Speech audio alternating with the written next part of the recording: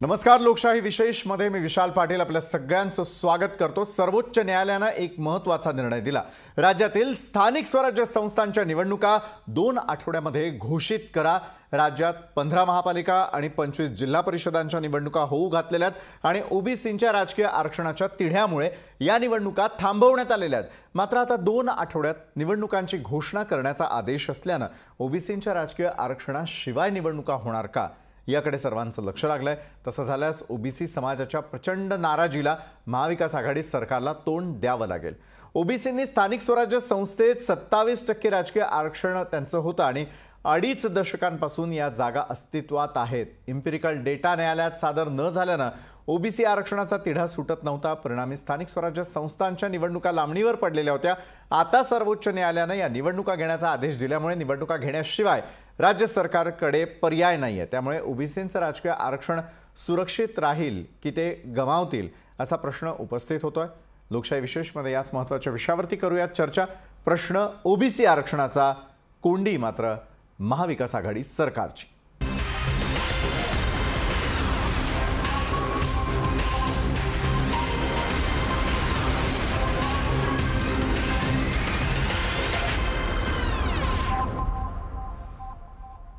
आणि लोकशाही विशेषमध्ये याच महत्त्वाच्या विषयावरती चर्चा करण्यासाठी आपण आमंत्रित केलेलं आहे राष्ट्रवादीचे प्रवक्ता उमेश पाटील आणि ओबीसी अभ्यासक हरिभाऊ राठोड आपल्यासोबत जोडले गेले. दोन्ही मान्यवरांचं स्वागत. उमेश पाटील, मी आपल्यापासून सुरुवात करतो. आज विरोधी पक्ष नेत्यांनी एक मोठी स्टेटमेंट केलेली आहे, एक थेटपणे टीका केलेली आहे की राज्य सरकारनं चालढकल केली आणि त्यामुळेच आज अशा प्रकारे चपराक खावी लागलेली आहे आणि महाविकास आघाडीला हा दणका विरोधक मानतात. उमेश पाटील, सर्वोच्च न्यायालयाने दिलेला निकाल आपण सर्वच मान्य करतो आणि यापूर्वी अनेक वेळेला राज्य सरकारने मग मराठा आरक्षण असेल आणि ओबीसीच्या आरक्षणाच्या संदर्भात असेल तर सर्वोच्च न्यायालयानं राज्य सरकारला प्रत्येक पातळीवर आपल्याला दिलासा कुठेही दिल्याचं दिसत नाही. या सगळ्यामध्ये आपण एक गोष्ट लक्षात घेतली पाहिजे की ओबीसीचं आरक्षण हे संपूर्ण देशामध्ये जवळपास मंडल आयोगाच्या धर्तीवर त्यावेळेला 52% ओबीसी समाज असावा, एक अशा पद्धतीचा आकडेवारी समोर आली होती. त्या अनुषंगानं मंडल आयोगाच्या शिफारसी त्यावेळेला विश्वनाथ प्रताप सिंग यांचं सरकार असताना त्या शिफारसी मंडल आयोग स्वीकारला गेला. महाराष्ट्र हे पहिलं राज्य असं होतं की ज्यांनी पवार साहेब मुख्यमंत्री असताना मंडल आयोग महाराष्ट्रामध्ये लागू केला. संपूर्ण देशामध्ये पहिल्यांदा महाराष्ट्रात मंडल आयोग लागू केला. त्यावेळेला भूमिकाच अशी होती की समाजामधला जो सगळे 12 बलुतेदार 18 बलुतेदार हा जो एक वर्ग आहे इतर मागासवर्गीयांचा, त्यांना राजकीय स्वरूपाचं, शैक्षणिक स्वरूपाचं आणि शासकीय नोकऱ्यांमध्ये प्रतिनिधित्व मिळालं पाहिजे. या भूमिकेतून हा मंडल आयोगाच्या शिफारसी स्वीकारल्या गेल्या. ऐकून घ्या, माझं पूर्ण होतं, पार्श्वभूमी लक्षात आली पाहिजे. आता यामध्ये काय झालं की याच्यामध्ये इम्पिरिकल डाटाचा मुद्दा जो आहे तो समोर आला आणि इम्पिरिकल डाटा जो आहे तो जे सेन्सस वेळेला किंवा जनगणना ज्या वेळेला होते त्यावेळेला मनमोहन सिंग सरकार असताना एक विशेष निर्णय घेतला. त्यामध्ये जातनिहाय जनगणना देखील त्यावेळेला करण्यात आली. हा जो डाटा संकलित झाला, नंतर बीजेपीचं सरकार आलं, त्यांच्याकडे हा डाटा जो आहे तो त्या ठिकाणी होता. आता त्यांचं म्हणणं असं आहे की तो डाटा सदोष आहे. आता सदोष डाटा जर आपली जी जनगणना होती ती सुद्धा सदोष असते, ती काही 100% करेक्ट कधीच नसते. तर तो जो आहे तो साधारणपणे 100% करेक्ट डाटा हा कधीच नसतो आणि कुठलाच नसतो.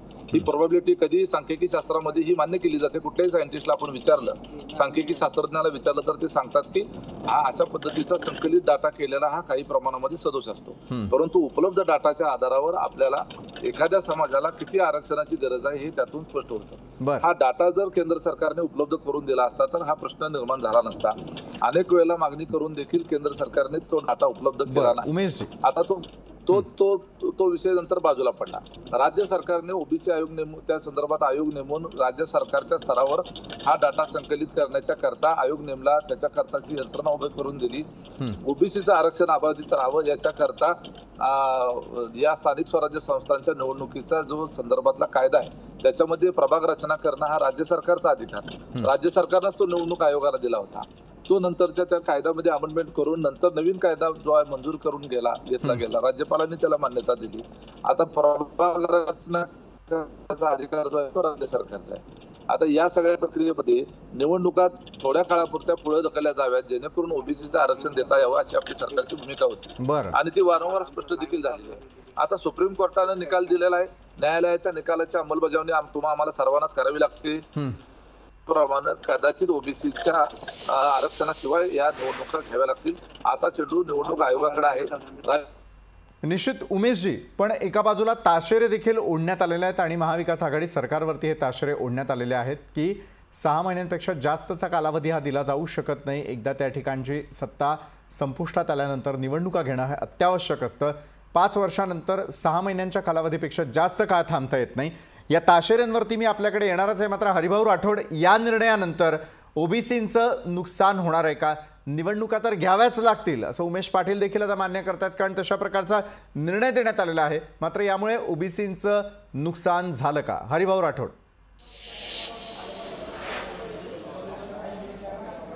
हे बघा, गेले 4 मार्च 2021ला जेव्हा निर्णय आला, एम्पिरिकल डाटा, ट्रिपल टेस्ट, सरकार वारंवार चुका करत आहे आणि अक्षम्य चुका.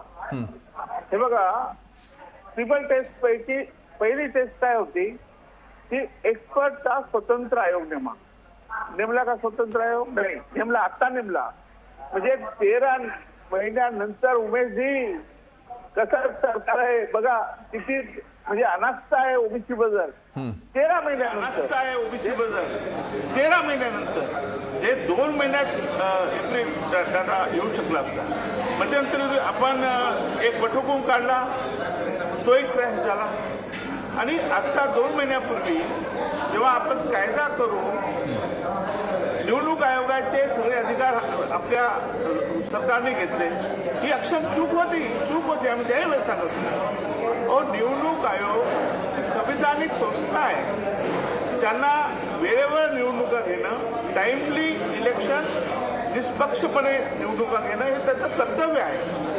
आणि त्याच्यापैकी तुम्ही एक जो प्रभाग रचनेचा अधिकार होता त्यांना तो काढून घेतला स्वतःकडे.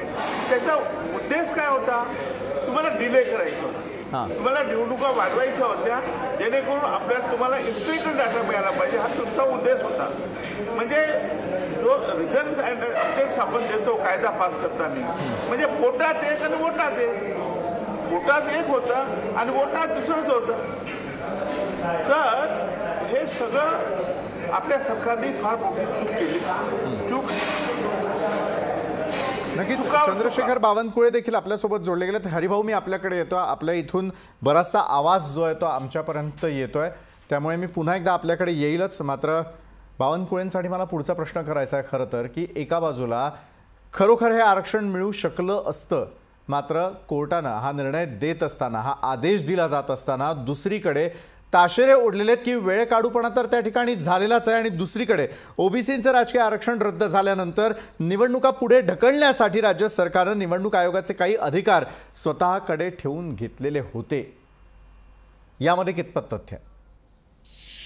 सर्वात महत्वाचं की 13/12/2019 आणि 4 मार्च 2021ला दोनदा सुप्रीम कोर्टाने ट्रिपल टेस्ट करून ओबीसींना आरक्षण द्या असं स्पष्ट आदेश दिला होता. पण दोनदाही राज्य सरकारने चालढकलपणा केली आणि सुप्रीम कोर्टाच्या दोन्ही आदेशाकडे लक्ष दिलं नाही, दोन्ही आदेशाचं पालन केलं नाही. आणि त्यामुळं आणि वेगळा उलटा मग कायदा आणला. कायद्याला आम्ही एकमताने मंजुरी दिली, काय आम्ही सर्वांनी मदत केली. पण आजच्या सुप्रीम कोर्टाच्या केसमध्ये राज्य सरकारचे वकील योग्य बाजू मांडू शकले नाही, ऍफिडेव्हिट योग्य दिलं नाही, ते क्लिअर करू शकले नाही. आणि सुप्रीम कोर्टामध्ये पुन्हा एकदा ओबीसी समाजावर अन्यायकारक भूमिका राज्य सरकारने घेतली. मला वाटतं 13/12/2019चा पहिल्या निकालामध्ये जर राज्य सरकारने आपली भूमिका केली असती ना, आपला ट्रिपल टेस्ट करून ओबीसीला आरक्षण दिलं असतं, तर 2 वर्षामध्ये ओबीसीला आरक्षण मिळालं असतं आणि वारंवार सुप्रीम कोर्ट ताशेरे ओढत नसतं राहिलं. सुप्रीम कोर्टाचे ताशेरे ओढणं स्वाभाविक होतं, ते अपेक्षितही होतं. पण हे राज्य सरकार जाणीवपूर्वक ओबीसींना मूर्ख बनवत आहे, ओबीसींच्या आरक्षणाला हे दगा देत आहे आणि यांच्या मनात एक आहे, याच्यामध्ये सरकारमध्ये झारीचे शुक्राचार्य आहे जी ओबीसीच्या आरक्षणाच्या विरुद्ध आहे आणि म्हणूनच असे निकाल वारंवार येत आहे. उमेश पाटील, हे खरं आहे का महाविकास आघाडी ओबीसी आरक्षणाच्या विरोधात आहे? तर अशा पद्धतीचा कायदा आपण विधानसभेमध्ये मंजूर केला नसता. बर ओबीसीच्या आरक्षण मिळालं पाहिजे अशी राज्य सरकारची महाविकास आघाडीची पहिल्यापासूनची भूमिका होती. आणि बावनकुळे साहेबांनाही माहित आहे की या संदर्भामध्ये कायदा करत असताना एकमतानं आपण सर्वांनी मिळून तो ओबीसीच्या आरक्षणाच्या करता आपण निवडणुकीच्या बाबतीमध्ये त्या निवडणुका ओबीसीच्या आरक्षणाशिवाय होऊ नयेत याच्या करता हे सगळं आपण केलं. आपण कधीही आतापर्यंत हे सगळं राज्य सरकारवर दोष देतात. जो रेडीमेड डाटा केंद्र सरकारकडे तयार होता, जो डाटा जो आहे तो समाजामधल्या वेगवेगळ्या लोकांना डीबीटीच्या योजना देण्याच्या करता जो डाटा वापरला जातो, उज्ज्वला गॅस करता जो डाटा वापरला जातो, मग तो सदोष होता तर तो डाटा इतर सगळ्या योजनांसाठी का सरकार वापरतं? केंद्र सरकारला तो डाटा उपलब्ध करून द्यायला काय झालं होतं याच्याबद्दल ना हरिभाऊ राठोड बोलतात. राज्य सरकारनं त्या ठिकाणी सातत्यानं त्याच्यावर बोट ठेवलं जातं. राज्य सरकारने जो डिले केला त्याच्यामध्ये राज्य सरकार हे केंद्र सरकारवर विसंबून होतं की त्यांनी तो द्यावा. डबल मला एक सांगा, एखादी गोष्टी जे सर्वेक्षण अगोदरच झालेलं आहे, इम्पिरिकल डाटा म्हणजे काय? जे केंद्र सरकारने गोळा करून ठेवलेला आहे तोच डाटा राज्यांनी पुन्हा पैसे घालून खर्च करायची गरज काय? तो डाटा फक्त रेडीमेड डाटा नाही, पण प्रश्न जर ओबीसी आरक्षणाचा असेल तर तो तातडीनं तडीस नेणं गरजेचं होतं. इम्पेरिकल डेटावर ना आणखी किती काळ भांडायचं उमेशजी? चुकीचं येत आहे. मला एक सांगा ना, याच्यावर तुम्ही का बोलत नाही? तुम्ही का विचारत नाही प्रश्न बावनकुळेंना? का बावनकुळे उत्तर देतील ना? उमेशजी, मी आपल्याला प्रश्न विचारतोय तसेच त्यांनाही विचारतोय. इम्पेरिकल डेटामुळे मात्र ओबीसीचं आरक्षण रखडलं. करून द्या ना. हा, बावनकुळे बोला. के कृष्णमूर्तीच्या निकालानुसार इम्पेरिकल राजकीय आरक्षणाचा डेटा राज्य सरकारनेच तयार करायचा आहे. केंद्राने केलेला डेटा या राजकीय आरक्षणाला चालणार नाही आहे. उन्मेष पाटीलजींनी के कृष्णमूर्तीचा 2010चा निकाल स्पष्ट वाचला पाहिजे.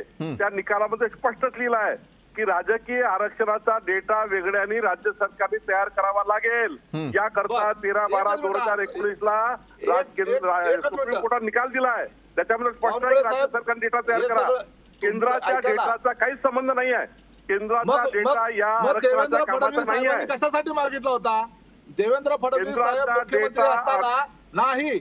एक मिनिट माझं ऐकून घ्या.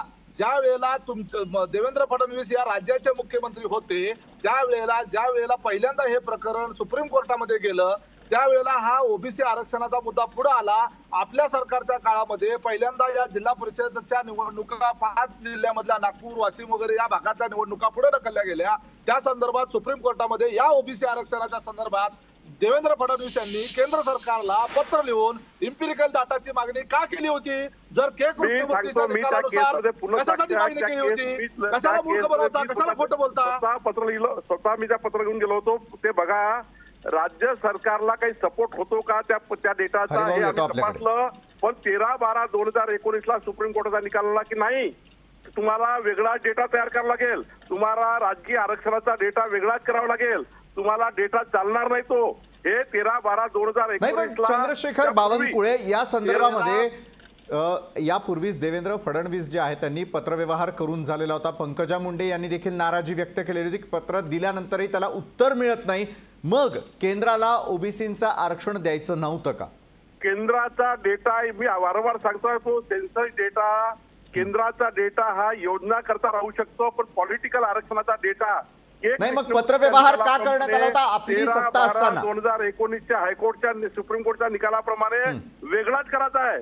तो वेगळाच करायला सांगितला आहे. आणि मग पत्रव्यवहाराचा फक्त फार्स करण्यात आलेला होता भाजप सरकारकडून तत्कालीन? नाही, फार्स नव्हता. मी त्या ठिकाणी मी स्वतः त्या केसमध्ये होतो आणि मी स्वतःच पत्र घेऊन गेलो होतो. आणि आम्हाला वाटलं की तो डेटा या आपल्या आरक्षणाच्या कामात येईल का याकरता आम्ही प्रयत्न केला. पण जेव्हा 13/12/2019 ला मी वारंवार सांगतोय तुम्हाला 13/12 का कोर्ट करतोय, 13/12/2019 ला सुप्रीम कोर्टाने निकाल दिला की नाही, तुम्हाला ओबीसी आरक्षणाकरता ट्रिपल टेस्ट करून इम्पेरिकल डेटा राज्य सरकारनेच करावा लागेल. बरं चंद्रशेखर जी, आपला मुद्दा लक्षात आला. हरिभाऊ राठोड, मला आपल्याला प्रश्न करायचा आहे. राज्य सरकार वेगळं सांगतंय, केंद्र सरकार वेगळं सांगताना दिसतंय, मात्र मुद्दे पुन्हा एकदा तेच आहेत. ट्रिपल टेस्टचा असेल किंवा मग त्या ठिकाणी असलेल्या इम्पेरिकल डेटाचा, मात्र अखेर नुकसान कुणाचं? हरिभाऊ. पाटील साहेब, हे केंद्र सरकार, राज्य सरकार हे सगळं आपण गेले वर्षभर भांडलो. कमीत कमी आज तरी भांडू नका. मी आज तुम्हाला थोडी गोड बातमी देणार आहे. बोला हरिभाऊ. ती आरक्षणाच्या बाबतीत थोडी दुखदुखी आहे. अजून गेलं नाही आरक्षण. आपण आजचा जो निकाल आहे तो नीट म्हणजे आला नाही बाहेर, तर चुकीची माहिती बाहेर प्रसार माध्यमातून येत आहे. 2 आठवड्यात निवडणुका जाहीर करा असं नाही आहे. बर तर 2 आठवड्यात निवडणूक प्रक्रिया जाहीर करायची आहे. बर आणि 2 आठवड्यानंतर प्रक्रिया चालू झाल्यानंतर जवळपास 1 महिना आपल्याला प्रभाग रचना करण्यासाठी लागणार आहे. त्यामुळे तो 1 महिना नंतर पावसाळा लागेल, 3 महिने, 4 महिने आपल्याला मिळणार आहे. तोपर्यंत बांटी आयोग काम करत आहे. बांटी आयोगावर बरंच काही निर्भर आहे. बांटी आयोगाने जर आपल्याला दीड महिन्यात जर आपल्याला अहवाल दिला आणि इम्पेरिकल डाटा गोळा केला तर अजूनही ओबीसीचं आरक्षण गेलेलं नाही, हे मी ठामपणे सांगू शकतो. माझा बरं. मग अभ्यास आहे, हरिभाऊ, माहिती आहे. आपल्या म्हणण्यानुसार लवकरात लवकर उमेश पाटील यांना कामाला लागायला लागणार आहे, कारण महाविकास आघाडी सरकारला जर त्या ठिकाणी खरोखर हे आरक्षण मिळवून द्यायचं असेल आणि राजकीय आरक्षण टिकवून ठेवायचं असेल तर पुढच्या 4 महिन्यामध्ये इम्पेरिकल डेटा गोळा होऊन पुढची प्रोसेस होणार. उमेश पाटील 2 महिन्यात सगळं काही उमेश पाटील 2 महिन्यात सांगतायत हरिभाऊ. एक लक्षात घ्या, हा बोला. सुप्रीम कोर्टाचं या सगळ्या गोष्टीवर बारकाईनं लक्ष आहे. हा जो काही आयोग जो नेमलेला आहे तो शेवटी इम्पिरिकल डाटा कसाही असा हेळसांडपणा करून गोळा करून चालणार नाही. बर त्यामध्ये 2 महिने लागतील, कदाचित 1.5 महिन्यात होईल, कदाचित 2.5 महिने लागतील. जेवढा कालावधी त्यांना लागणार आहे त्यांच्याकरता आवश्यक असलेल्या सर्व साधन सामुग्री, आवश्यक असलेलं मनुष्यबळ, आवश्यक असलेल्या आर्थिक तरतुदी आणि त्याच्याबरोबर आवश्यक असलेलं प्रशासकीय त्यांना आवश्यक असलेलं सहकार्य. उमेशजी मला सांगा, हा तुम्हाला बांटी आयोग नेमायला म्हणजे स्वतंत्र आयोग, एक्सपर्ट आयोग नेमायला 13 महिने का लागले? 13 महिने का लागले याचं उत्तर आहे का? म्हणजे तुम्हाला आरक्षण द्यायचं नव्हतं का? उमेश पाटील उत्तर देतील. काय करा फक्त तुम्ही हे तर फक्त राज्य नक्की आज सरकारला चांगला निर्णय आला नाही, नाही. खऱ्या अर्थाने. तुम्ही थोडी फक्त तरी राज्य आपल्याला चुकी आहे. हरिभाऊ आपण उत्तर घेऊयात. थांबा उमेशजी बोला. तुम्ही हरिभाऊ जे आहेत ना, फक्त राज्य सरकारलाच प्रश्न विचारा. आतापर्यंत त्यांनी कधीच असं विचारलं नाही की देवेंद्र फडणवीस यांनी जे पत्र केंद्र सरकारला इम्पिरिकल डाटा मागण्याच्या करता पाठवलं होतं ते गंमत म्हणून पाठवलं होतं का, ते प्रेमपत्र होतं का, टाइमपास होता का, हे आतापर्यंत कधीच विचारलं नाही. राज्याचा नाही, मुख्यमंत्री याचं ह्या कारण घटना आज माझं पूर्ण होतं आता हरिभाऊ याचं राज्यात माझं कारण पूर्ण होतं आहे आता. याचं कारण आहे की इम्पेरिकल डाटा म्हणजे काय हे केंद्र सरकारलाही कळलं नाही आणि तुमच्या राज्य सरकारलाही कळलं नाही आणि त्या वकिलांनाही कळलं नाही. हरिभाऊ दोघांच्या माथ्यावरती आपण यावेळेला दोष देत आहे. याचं उत्तर चंद्रशेखर बावनकुळे आणि उमेश पाटील या दोघांकडून आपण घेणार भारतीय जनता आहोत. पार्टी नक्कीच नक्कीच या संदर्भातली चर्चा अशीच सुरू राहील. मात्र तत्पूर्वी वेळ झाली एका छोट्याशा ब्रेकची. आम्ही लगेच परततोय.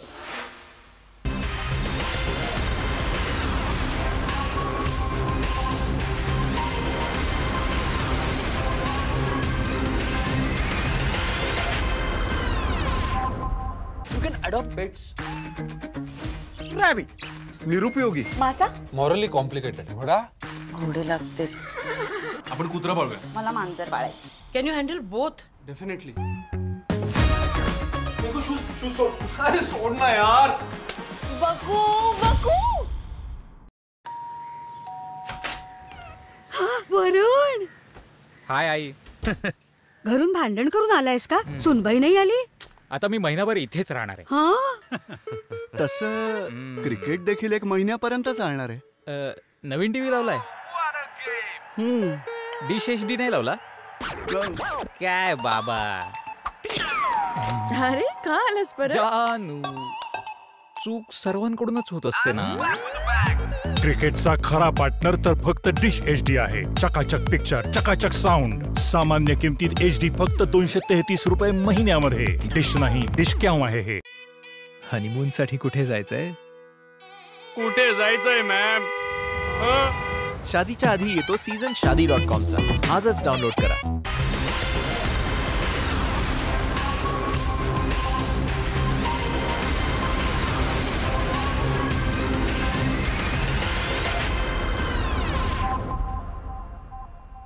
ब्रेकनंतर आपल्या सगळ्यांचं पुन्हा एकदा स्वागत. प्रश्न ओबीसी आरक्षणाचा आहे आणि कोंडी मात्र महाविकास आघाडी सरकारची झालेली आहे हे स्पष्ट आहे आणि याच अनुषंगाने चर्चा करण्यासाठी आज आपण आमंत्रित केलेलं आहे राष्ट्रवादीचे प्रवक्ता उमेश पाटील, हरिभाऊ राठोड ओबीसी अभ्यासक आणि चंद्रशेखर बावनकुळे भाजपतर्फे आज आपल्या सोबत जोडले गेलेले आहेत. तर चंद्रशेखर बावनकुळे, मी आपल्याकडे येतो. आपण उमेश पाटील यांनी जो प्रश्न उपस्थित केलेला होता तोच थेट प्रश्न मीही आपल्याला केलेला होता, ज्याचं उत्तर तुम्ही दिलेलं आहे. मात्र आता पुढे काय? येत्या काळामध्ये निवडणुकांचं वेळापत्रक जरी 2 आठवड्यांच्या आत जाहीर करायचं असलं तरी देखील महाविकास आघाडीची यावरून तुम्ही कोंडी करणार आहात की 2 महिन्यामध्ये काम फत्ते करणार आहात? उमेश पाटील, सुरुवात चंद्रशेखर बावनकुळे करतील. नाही, आता आपल्याला मी वारंवार सांगतोय की के कृष्णमूर्तीच्या 2010च्या निकालाप्रमाणे सुप्रीम कोर्टाने 13/12/2019 महाविकास आघाडीला स्पष्टता दिली की बाबा हा आरक्षणाचा डेटा राज्य सरकारने करायचा आहे. आता याच्यामध्ये खूप वाद करून काही उपयोग नाही आहे. राज्य सरकारने आयोग नेमला आहे. राज्य सरकारने आता उमेश पाटीलने सांगितलं 2 महिन्यात डेटा आम्ही तयार करतो. हरिभाऊचं म्हणणं बरोबर आहे की आज फक्त निवडणुकीचं नोटिफिकेशन काढायचं आहे, 21 महिना लागणार आहे, त्या पूर्ण प्रभाग रचना करणे वगैरे वगैरे, आणि मग त्यानंतर लागणार आहे पावसाळ्यामध्ये निवडणुका होतील की नाही.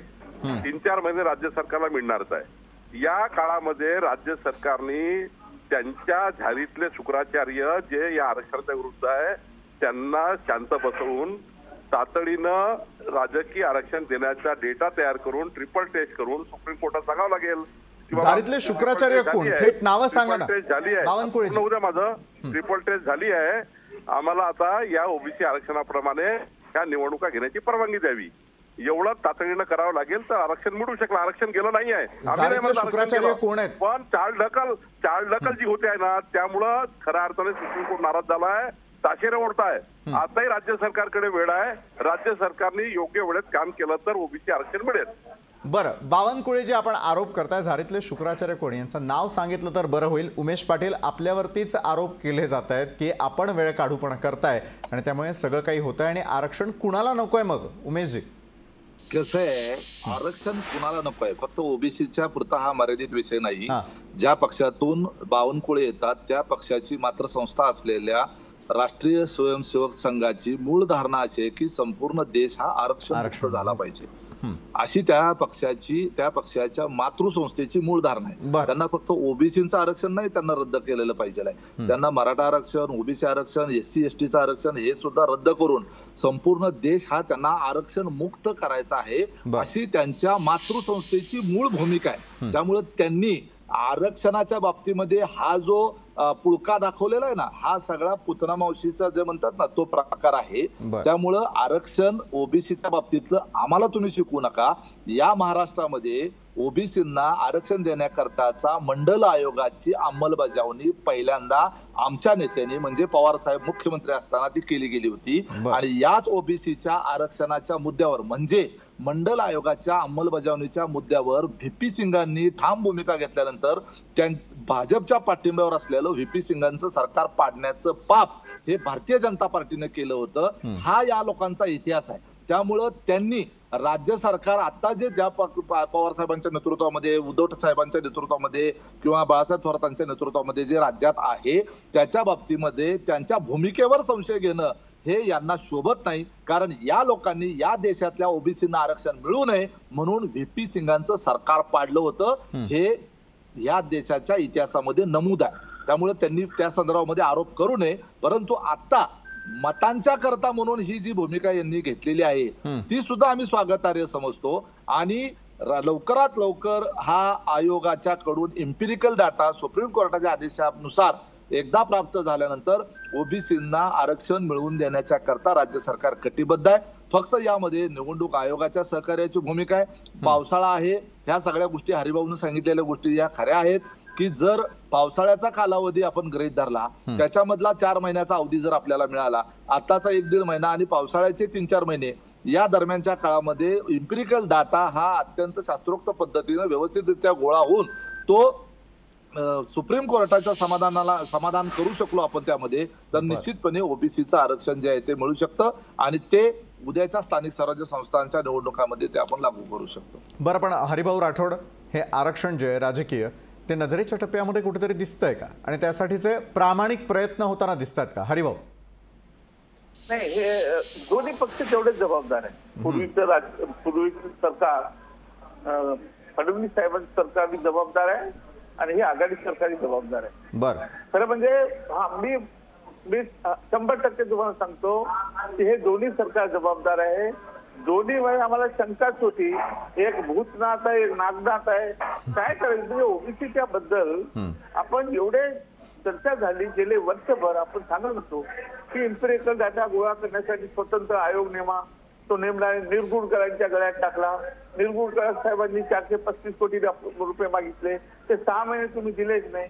दरम्यान एक वटहुकूम काढला, तो वटहुकूम चॅलेंज झाला. नंतर तुम्ही कायदा पास केला. असा कायदा की तुम्ही, निवडणूक आयोग म्हणजे काय ठाऊ आहे का? निवडणूक आयोग म्हणजे संविधानिक संस्था आहे आणि त्यांचं कर्तव्य काय आहे? वेळेवर निवडणुका घेणं, निष्पक्ष निवडणुका घेणं हे निवडणूक आयोगाचं कर्तव्य आहे. आणि त्याला वेळेवर निवडणुका घेऊ ते घेतले नाही पाहिजे म्हणून तुम्ही कायदा करून तो प्रभाग रचना आपल्याकडे घेतली. ते उघड होतं ना. म्हणजे पोटात एक जे म्हटलं आहे अशा पद्धतीने. हरिभाऊ हे कशासाठी केलं? हरिभाऊ हे कशासाठी केलं? जर त्या हा जर आपण अध्यादेश काढला नसता, हा कायदा केला नसता, तर त्याच वेळेला निवडणुका होऊन गेल्या असत्या. ओबीसीना आरक्षण आपल्याला द्यायचं होतं हरिभाऊ, म्हणूनच तर हा कायदा केला. नाही, हे बघा असं आहे, ही पाळी का आली तुमच्यावर? 4 मेला ऐका ना उमेशजी, 4 मार्च 2021 निकाल आल्याबरोबर 4 एप्रिलला एका महिन्यात मी सकाळ सारख्या पेपरला लेख लिहिला होता मोठा की स्वतंत्र आयोग करून एम्पिरिकल डाटा गोळा करा. त्यानंतर अनेक डिबेट झाल्या, तुम्ही होता, मी होतो. मी हाच मुद्दा सांगत होतो. परंतु काय झालंय, भुजबळ साहेब कोणाचं ऐकत होते माहित नाही, वडेट्टीवार काय सल्ला घेत होते माहित नाही, आणि मुख्यमंत्रीचा काय विषयच नाही, त्यांचा काय विषय नाही, आणि हे कुठेच नव्हते. आणि त्याच्यामुळे म्हणजे भुजबळ साहेबांनी यांनी कधी तो निकाल वाचला की नाही माहित नाही. त्यांचे सल्लागार बरोबर नव्हते, चुकीचा सल्ला देत होते त्यांना. वडेट्टीवारही असतात, त्या उड्या मारू मारू मारू मारू. आणि काय झालंय, या लोकांना मंत्री असून हे सभा घेतात, मंत्री असून मागणी करतात, हमारी मांगे पुरी करो, हमारी मांगे पुरी करो. अरे मांगे पुरी कोण करणार आहे? तुम्हीच मागणार आहे, तुम्हीच देणार आहे. हे असं विचित्र चित्र निर्माण झालं की ज्याच्यामुळे हे आरक्षण लयाला गेलं. बरं नशीब मी सांगतो तुम्हाला की आज सुप्रीम कोर्टाने थोडा चान्स दिलेला आपल्याला, थोडी दुखदुखी आहे. बरं, मिळालेल्या संधीचं सोनं करावं असं आपलं म्हणणं आहे. हरिभाऊ राठोड, चंद्रशेखर बावनकुळेंना मला विचारायचं आहे. हरिभाऊ राठोड, जर आत्ता देखील हातामध्ये अनेक गोष्टी असतील तर येत्या काळातल्या निवडणुकांच्या वेळेपर्यंत ओबीसी आरक्षण जे राजकीय आहे, ज्याची मागणी वाढताना दिसते, ते होईल का? मात्र मुळात प्रश्न मला चंद्रशेखर बावनकुळे मला विचारावा असं वाटतो की अनेक ओबीसी नेते हे दोन्ही पक्षांच्या असलेल्या सत्तांच्या काळातही होते. मग ओबीसी नेत्यांचे देखील प्रामाणिक प्रयत्न कमी पडले? मी तुम्हाला जाणीवपूर्वक या ठिकाणी जेव्हा देवेंद्र फडणवीस सरकार होतं त्यावेळी सुप्रीम कोर्टात जेव्हा केस झाली तेव्हा मी त्या केसमध्ये पूर्ण वेळ होतो. मी स्वतः सुप्रीम कोर्टात जायचो आणि त्यावेळी सुप्रीम कोर्टाला आम्ही कन्व्हिन्स केलं की ओबीसीना आरक्षण दिलं योग्य आहे. 31 जुलै 2019ला आम्ही अध्यादेश काढला, सुप्रीम कोर्टाला आम्ही दिला, सुप्रीम कोर्टाने तो मान्य केला आणि सुप्रीम कोर्टात सांगितलं की ठीक आहे ओबीसीच्या निवडणुका घ्या ओबीसी प्रमाणे. निवडणुका झाल्या, पण 31 जुलै 2019ला आम्ही काढलेला अध्यादेश नवीन सरकारने त्याला मुदतवाढ दिली नाही. ते सोडा, 13/12/2019 मी वारंवार कोट करतोय. हरिभाऊ या ठिकाणी त्यांनाही माहित आहे आणि याच्यामध्ये जे सत्यता ती बिलकुल कोणी एक्सेप्ट केली पाहिजे.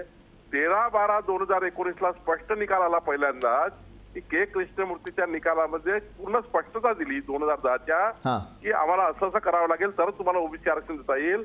13/12/2019 पासून या सरकारने 2.5 वर्ष टाइमपास केला. हाच कडीचा मुद्दा आहे आणि वारंवार आरोप मान्य आहे का आपल्याला? केंद्राकडे काही संबंध नाही. आम्ही सुद्धा प्रयत्न केला केंद्राकडे तो डेटा कामात येईल का, पण 13/12/2019ला जेव्हा के कृष्णमूर्तीच्या निकालाप्रमाणे सुप्रीम कोर्टाने स्पष्टता केली की बाबा तुम्हाला तेवढा डेटा करावा लागेल. हरिभाऊचं म्हणणं खरं आहे. बरं, बावनकुळे जे आपण प्रामाणिक प्रयत्न केले, या सरकारनं प्रामाणिक प्रयत्न केले नाही असा आपण आरोप करताय. उमेश पाटील हा आरोप मान्य आहे का? विधानमंडळाने काय पाटील म्हटलं साहेब, होतं? काय सांगतात फडणवीस अहो साहेबांनी हे यांना कृष्णमूर्ती ऐका आणि वटहुकूम काढला, आपलं काम होऊन जातं. वारंवार हे लोक म्हणजे फडणवीस साहेबांनी मीटिंग मध्ये येऊन सांगायचं, चुकीचा सल्ला द्यायचा सरकारला. आजच्या सुप्रीम कोर्टाच्या केस मध्ये कुठे गेले तुमचे वकील? काय बोलले तुमचे वकील? काय दिलं तुमचं अफिडेव्हिट? काय अफिडेव्हिट मध्ये तुम्ही चुकले? पुन्हा तुम्ही सुप्रीम कोर्टात का कन्व्हेन्स करू शकले नाही? तुम्ही जबाबदारी घेतली होती. तुम्ही विधानमंडळात आश्वासन दिलं होतं. उमेशजी, कुंभकोणी काय करतात? कुंभकोणी काय करतात? कुंभकोणी सल्ला देतात ना त्यांना. कुंभकोणी सल्ला देतात त्यांना. हे सरकार डुबवण्याचं काम कुंभकोणी करतायत. त्याच्यामुळे हे बघा, सुप्रीम कोर्टात भाजपचे प्रवक्ते होते ना कुंभकोणी, म्हणजे भाजपचे अगदीच आणलेलं आहे. तर म्हणजे कुंभकोणीला बदलवायला पाहिजे होतं पाटील साहेब तुम्ही. बरं, पण ओबीसी राजकीय आरक्षणाचा तिढा कसा सोडवणार? तिन्ही मान्यवरांकडे मी जातोय. अगदी 5-5 सेकंद आहेत फक्त आपल्याकडे. उमेश पाटील, आपल्यापासून सुरुवात करतो. तिढा कसा सोडवणार? ते पहा, यामध्ये आता जे सांगतात के कृष्णमूर्तींचा, त्याच्यामध्ये त्यांनी कुठेही केंद्र सरकारचा डाटा चालणार नाही असं कुठेही म्हटलेलं नाही. एम्पिरिकल डाटा पाहिजे हे मात्र त्यांनी सांगितलं. तो कशासाठी पाहिजे की राजकीय आरक्षणाची खऱ्या अर्थानं गरज आहे का ह्याचं सर्वेक्षण करून तुम्ही ते समोर आणलं पाहिजे. त्याच्याकरता एक विशिष्ट आयोग नेमला पाहिजे, ही त्याची भूमिका आहे. जो डाटा ऑलरेडी फक्त एवढंच होता आपल्याकडं की जो तयार आहे, जो केंद्र सरकारच्या एका कायद्यानुसारच तो गोळा करण्यात आलेला होता. उमेशजी, यावरती अनेक वेळेला चर्चा झडल्यात ना, चर्चा झाली. तिढा कसा सोडवणार ते सांगा. ते आता या आपला आयोग नेमलेला आहे. आयोगाचा इम्पिरिकल डाटा आपला तयार होतोय. तो तयार झाल्यानंतर तो डाटा जो आहे त्याच्या आधारावर निश्चितपणे आरक्षणाच्या बाबतीत हरिभाऊ राठोड 13 महिन्यानंतर आयोग हा डेटा देईल का? उन्मेष जे नाही, डेटा तर मिळेल. मी स्वतः आता बंटी आयोगाला मी मदत करणार आहे. बरं, की डेटा कसा मिळू शकतो. पण हे तुम्ही सोडा ना केंद्राचं रडगाणं. आता दिलं ना सोडून, आयोग मागचं सांगायला लागलोय. हे जे आमच्यावर आरोप करतात ना हरिभाऊ, त्याच्यामुळे सांगायला लागलोय. आणि हरिभाऊ मला सांगा, हरिभाऊ मला एक सांगा, या लोकांची धारणा काय आहे पहिल्यापासून ओबीसीच्या बाबतीमध्ये? बीजेपीच्या लोकांची धारणा काय आहे ओबीसीच्या बाबतीमध्ये? तिच्याकडे बोट दाखवणं बंद करा. बरं, की चंद्रशेखर बावनकुळे मला सांगा, एका बाजूला राज्य सरकार ते पूर्ण प्रयत्न करेल, त्यानंतर ओबीसी अभ्यासकही त्यामध्ये मदत करण्यासाठी तयार आहेत.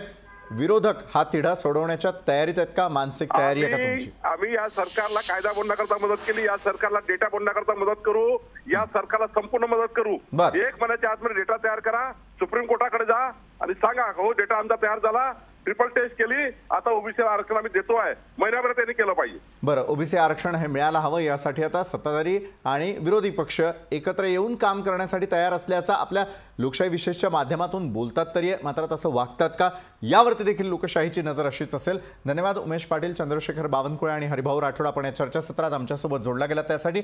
आजच्या लोकशाही विशेषमध्ये वेळ झालेली आहे इथेच थांबण्याची. ताज्या बातम्यांसाठी पाहायला विसरू नका लोकशाही न्यूज. ताज्या बातम्यांसाठी लोकशाही न्यूज चॅनलला सबस्क्राईब करा आणि हो, बेल आयकॉनवर क्लिक करायला विसरू नका.